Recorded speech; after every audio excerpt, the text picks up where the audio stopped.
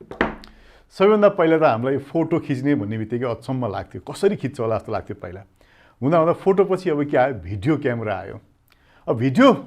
Single frame हामी video हेर्थ्यौँ भने अब के आयो, भिडियो पनि 360 डिग्रीमा आयो। भनेको वरिपरि जता पनि मान्छे एउटा क्यामेरा लिएर हिँड्दाखेरि हामीले सबैतिर खिच्ने क्यामेरा आयो, त्यो पनि 360। अब 360 डिग्री क्यामेरा आएको पनि धेरै भइसक्यो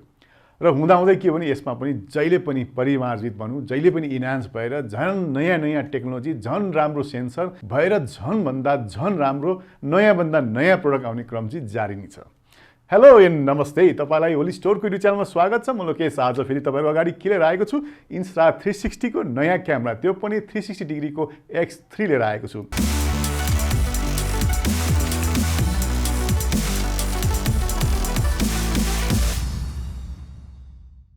बिस्तारै बिस्तारै तपाईँले एक्सन क्यामेरामा यति धेरै चेन्ज तपाईँले देखिसक्नुभयो। अब हामी पहिला सुरुमा एक्सन क्यामेरा भने हाम्रो मनमा जहिले पनि के लाग्थ्यो, गोप्रो भन्ने लाग्थ्यो भने अब टोटल्ली त्यो नेम चेन्ज हुनेवाला छ। किनभने Insta360 डिग्री भन्ने ब्रान्डले पनि अब यो एक्सन क्यामेरामा नि केही धुम नि मचाइसकेको छ। अब हेर्ने हो भने एउटा यो पकेट क्यामेरा छ जसमा चाहिँ हामीले दुईटै क्यामेरा युज गर्न सक्छौँ। एउटा स्ट्यान्डर्ड फर्मेटको नर्मल भिडियो खिच्न सक्छौँ भने अर्को 360 डिग्रीको भिडियो खिच्न सक्ने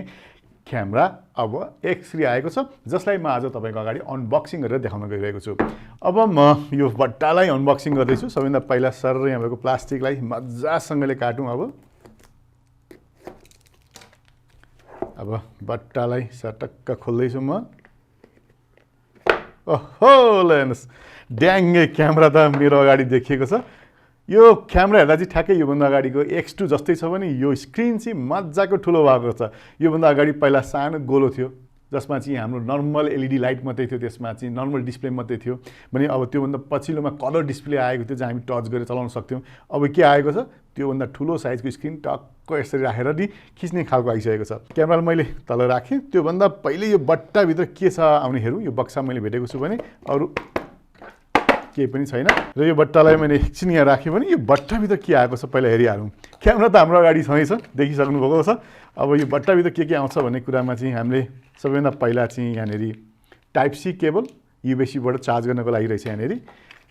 सानो सिलिकन जेली पनि रहेछ। यहाँभित्र अरू के छ भन्दाखेरि ओहो एकदमै याद गर्नुपर्ने कुरा, किनभने 360 को क्यामेरामा चाहिँ सबैभन्दा के हुन्छ भने दुईतिरै लेन्स हुन्छ। हुन त मैले यहाँनिर त्यतिकै राखेको छु, तर यहाँ प्लास्टिक राखेर आएकोले गर्दाखेरि अहिले मैले यतिकै राखेको छु भने यसलाई प्रोटेक्सन गर्नलाई चाहिँ तपाईँले यो डब्बाभित्र के पाउनुहुन्छ, केस पाउनुहुन्छ।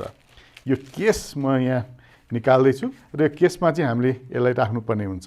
यो केस यहाँ छ, यो केसमा चाहिँ हामीले यो क्यामेरा यसरी राख्नुपर्ने हुन्छ। भनेपछि यसमा चाहिँ हामीले सिधै यदि हामीले क्यामेराको काम युज गरेको छैन भने चाहिँ यसलाई यसरी राख्नुपर्ने हुन्छ। यो चाहिँ केस यसमा आयो, यो चाहिँ प्रोटेक्सनको लागि एकदमै जरुरी कुरा हो। र अहिले म एकछिन यो निकाल्छु र अरू यो डब्बाभित्र के छ हामी हेरिहालौँ।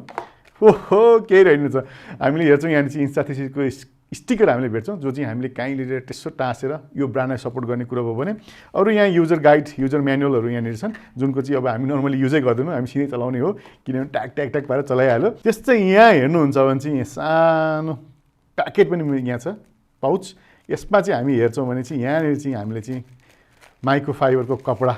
मजाको पाछ, जसले चाहिँ हाम्रो यो लेन्सहरूलाई चाहिँ सफा गर्नलाई चाहिँ एकदमै राम्रो हुन्छ, जसले डस्टहरू निकाल्ने, स्क्रैच नभइकन मजाले यसले चाहिँ हामीले के गर्न सक्छौँ, यसको लेन्सहरूलाई सफा गर्न सक्छौँ। भनेपछि यो डब्बाभित्र आउने कुरा तपाईँ हेर्नुहुन्छ भने माइक्रोफाइबरको कपडा, युएसबी केबल, हाम्रो क्यामेराको केस र स्टिकर मात्रै छ। र तपाईँले यहाँ हेर्नुहुन्छ, यहाँ एडेप्टर पनि तपाईँले देख्नुहुन्न र अरू कुनै यसमा चाहिँ माउन्ट गर्ने एडेप्टरहरू पनि तपाईँले यसमा चाहिँ भेट्नुहुन्न। र सबैभन्दा इम्पोर्टेन्ट कुरो के छ भने ब्याट्री इनबिल्ट भएर आएको छ। तपाईँले देखिराख्नु भएको छ यहाँनिर ब्याट्री चाहिँ कति ठुलो छ, कति ठुलो साइजको छ। र यो ब्याट्रीको साइज चाहिँ योभन्दा अगाडिको X2 र यसमा चाहिँ लगभग सेम साइज नै छ भने अरू तपाईँले हेर्नुहुन्छ भने क्यामेरामा चाहिँ यहाँनिर हेर्नुहुन्छ भने यहाँ चाहिँ युएसबीबाट चार्ज गर्न पनि मिल्छ र यहाँनिर चार्ज गर्नको लागि चाहिँ यो पोइन्ट यहाँनिर छ, जसलाई चाहिँ हामीले ब्याट्री यहाँ राखेर यसलाई चार्ज गर्नुपर्ने हो। र यस्तै हामी ट्राभलमा गएको छौँ र धेरै लामो सुट छ भने यसमा सिधै डाइरेक्ट पावर ब्याङ्क जोडेर पनि यसबाट हामीले युज पनि गर्न सक्छौँ। त्यही भएर यो टाइप सी युएसबी भएकोले गर्दा चाहिँ यो एकदमै सजिलो र राम्रो भयो। यसलाई मैले निकालिदिएँ भने यसमा मेमोरी कार्ड राख्ने ठाउँ चाहिँ हामीले यहाँ भित्रपट्टि यहाँ राख्न मिल्छ र यसमा चाहिँ हामीले माइक्रो एसडी कार्ड यसमा राख्नुपर्ने हुन्छ जुन चाहिँ सानो साइजको र जुन चाहिँ यसमा राख्दाखेरि चाहिँ तपाईँले एकदम ओरिजिनल जेन्युन त्यो पनि प्रो सिरिज राख्नुभयो भने एकदमै राम्रो हुन्छ जसले गर्दाखेरि चाहिँ स्मुथली भिडियो रेकर्ड गर्न पनि मजा आउँछ यहाँनिर हामीले हेर्छौँ भने चार्जिङ पोर्ट हामीले अघि देखिसक्यौँ भने यसमा चाहिँ हामीले एक्सटर्नल माइक्रोफोन पनि यसमा एड गर्न सक्छौँ एडेप्टर जसले गर्दाखेरि चाहिँ हामीले एडिसनल छुट्टै माइक्रोफोन पनि युज गरेर यो क्यामेरा युज गर्न सक्छौँ भने यो क्यामेरामा पनि प्रशस्त मात्रामा माइक्रोफोन राखिएको छ जसले गर्दाखेरि यो क्यामेराबाट खिच्ने भिडियोमा स्टिरियो साउन्ड नै यसमा रेकर्ड अडियो यसले क्याप्चर गर्दछ र यो क्यामेराको कुरा गर्नुपर्दा यसले चाहिँ 5.7K भिडियो यसले निकाल्छ भने 72 मेगापिक्सलमा तपाईँले 360 फोटो यसबाट लिन सक्नुहुन्छ भनेपछि गजबकै छ र यसमा जुन आउने यो ब्याट्री छ एकदमै ब्याट्री पनि पहिलाभन्दा एकदमै मोडिफाई राम्रो गरिएको छ र यो ब्याट्रीले दिने तपाईँको टाइम करिब 1.5 घन्टासम्म तपाईँले यसलाई चार्ज गरेर चलाउन सक्नुहुन्छ भनेपछि यसमा करिब यो 1800 मिली एम्पियरको यसमा ब्याट्री छ जसले एक्चुअली फुल चार्ज गरेपछि यसले 1.5 घन्टाको भिडियो हामीले यसबाट सुट गर्न सक्छौँ ब्याट्री पनि यहाँ राख्दैछु मैले यहाँ राखेँ यसलाई क्लिक गरेर टक्क गर्नुपर्ने हुन्छ भने यहाँ तपाईँले हुन्छ हामीले ब्याट्री त निकाल्यौँ तर ब्याट्री पनि राख्यौँ अब यसमा वाटरप्रुफको लेभल कुरा गर्नुहुन्छ भने IPX8 रेटिङ छ जसलाई चाहिँ हामीले वाटर डिपमा जाने हो भने 33 फिट 10 मिटरसम्म तल लगेर यसबाट डाइरेक्ट यही क्यामेराबाट पनि भिडियो लिन सक्छौँ भनेको यो लेभलको वाटरप्रुफको क्वालिटी भएको यो तपाईँले Insta360 को X3 तपाईँले पाउनुहुन्छ र मैले क्यामेरालाई अन पनि गरेको छु र यहाँ तपाईँले हेर्नुहुन्छ भने क्यामेरा चलाउनको लागि चाहिँ यहाँनिर दुईटा पोइन्ट पनि यहाँनिर छ भने त्यस्तै यहाँनिर चाहिँ अन अफ गर्नलाई स्विच पनि यहाँ राखिएको छ त्यस्तै यहाँ क्यू भनेर एउटा स्विच पनि यहाँ राखिएको छ भने अरू तपाईँले हेर्नुहुन्छ यो चाहिँ हिट भयो भने हिट सिङ्कका लागि सानो सानो पाल पनि यहाँ छ भने यहाँ तपाईँले चाहिँ स्क्रु गरेर यसलाई ट्राइपडमा पनि माउन्ट गरेर राख्न सक्नुहुन्छ र यो स्क्रिनको साइज चाहिँ तपाईँले 2.29 को टचेबल स्क्रिन तपाईँले चाहिँ LCD स्क्रिन यसमा पाउनुहुन्छ जसबाट तपाईँले सेलेक्ट गरी जे पनि चिज तपाईँले यसैबाट कन्ट्रोल गर्न सक्नुहुन्छ जस्तो अब यसलाई चाहिँ हामीले चलाउनको लागि जहिले पनि क्यामेरालाई चाहिँ हाम्रो एप्सबाट युज गर्नुपर्ने हुन्छ एप्समा गएर चाहिँ हामीले यसलाई सेटिङ मिलाएर यसलाई चाहिँ एक्टिभेट गरेपछि मात्र यो क्यामेरा के हुन्छ अन हुन्छ जसले गर्दाखेरि यो क्यामेरा हामीले चलाउन सक्छौँ त्यस्तै यो क्यामेरालाई हामीले देखिरहेको छौँ यहाँ मुनि पनि स्क्रु गरेर हामीले कुनै पनि ट्राइपडमा राख्न सक्छौँ मैले एउटा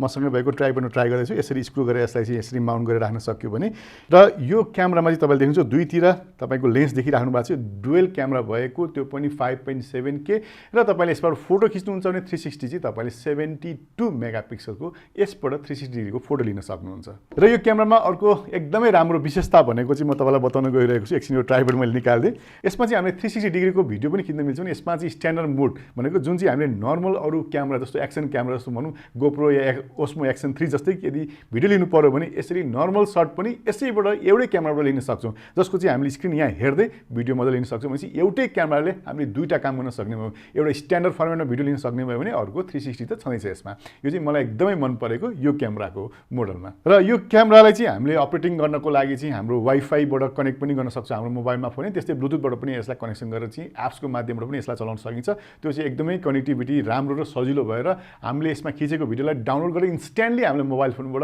तुरुन्तका तुरुन्तै डिलिट गरेर पनि पोस्ट पनि गर्न सक्छौँ त्यो पनि अर्को मजाको कुरा छ र यसमा चाहिँ 360 को चाहिँ होराइजन लक पनि गर्न मिल्छ जसले गर्दा चाहिँ एउटा लक गरेर एउटा पोइन्टबाट पनि हामीले के गर्न सक्छौँ भने भिडियो मजाले लिन सक्छौँ 360 भन्ने बित्तिकै सबैभन्दा मलाई मजा लाग्ने कुरा चाहिँ के भने यसको चाहिँ स्टेबलाइजेसनको कुरा हो यसबाट हामीले भिडियो खिच्दाखेरि चाहिँ गजबको स्टेबलाइजेसन चाहिँ यसमा हामीले पाउँछौँ किनभने 360 भनेकै जता गए पनि नहल्लिकन तपाईँले भिडियो दिने हो भनेपछि यसमा फ्लोलेस स्टेबलाइजेसन तपाईँले एकदमै राम्रो पाउनुहुन्छ भने र यसमा त्यस्तै अर्को 6 एक्सेस ग्रास्कोपिक पनि यसमा पाउनुहुन्छ जसले गर्दाखेरि चाहिँ हामीले यताको उताको तलको माथिको सबै एङ्गलको भिडियो चाहिँ एकै साथमा हामीले मोबाइलबाट हेर्न पनि सक्छौँ र खिच्न पनि सक्छौँ त्यही चाहिँ एउटा मजाको कुरा हो र यसको फर्मेटको कुरा गर्ने भने भिडियोमा चाहिँ हामीले 5 थरी फर्मेटमा खिच्न सक्छौँ भने यसमा 5.7K र 4K मा चाहिँ हामीले 30 फ्रेमसम्म म्याक्सिमम जान सक्छौँ भने त्योभन्दा अरूमा चाहिँ 60 फ्रेमसम्म चाहिँ भिडियो यसबाट रेकर्ड गर्न सक्छौँ हामीले यसमा अब बिल्ट इन माइक छँदैछ च्यानलमा पनि स्टोरी तपाईँले साउन्ड रेकर्ड गर्न सक्नुहुन्छ यसमा चाहिँ अडियो फर्मेट चाहिँ AAC तपाईँले पाउनुहुन्छ भने स्याम्पलिङ चाहिँ तपाईँले AAC 48